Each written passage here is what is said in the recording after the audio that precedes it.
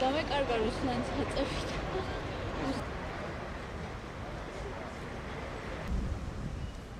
დამატებით შეძენილი იქნა 20 ტერმინალი და 250 ველოსიპედი.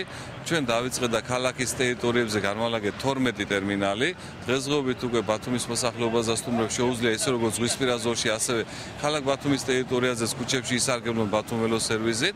კიდე დაგვრჩა 8 ტერმინალი, რომელსაც ეტაპობრივად კიდე ქალაქის სხვა უბნებშიც განვალაგეთ. 10 ტერმინალი ქონდა ქალაქ ბათუმში, ეს იყო განლაგებული ზღვისპირა პარკში.